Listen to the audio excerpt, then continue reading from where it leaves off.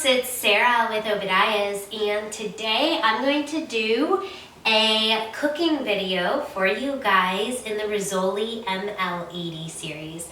Now this is going to be unique because I'm going to do my cooking with this pellet box. So Rizzoli cookstoves are going to be the only wood cookstove on the market that has the option to burn pellets as well. And then this is also a non-electric pellet option. So super cool here. In this Rizzoli ML80, when I did my cooking with just solid cordwood, the cooktop heat up super quick. So I'm going to give you guys some temperature readings throughout the process as well, so you guys can see what that looks like when cooking and baking on the Rizzoli ML80. So tonight I am going to be cooking for you guys chicken meat for chicken fajitas, and I've had my pellet box going for a while here. I'll give you guys some temperature readings.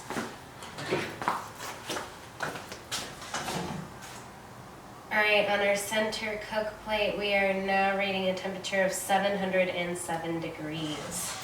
Front corners at 486. This front corner is at 290. In front of the food collar is at 263. Round circles now at 181. So these would effectively be our medium to hot temperature readings on the Rizzoli ML80 with the pellet box. At this point, I would say we've been burning probably about an hour, maybe an hour and 10 minutes now. So that's kind of the update. I just put the chicken fajitas on, and I'll keep you guys updated as they cook along. Okay. I have chicken fajitas that I'm going to cook for you guys tonight.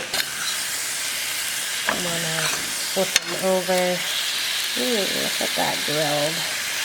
Nice about the high temperatures of the wood-fired cooking. It's kind of like having a grill for your meat as well.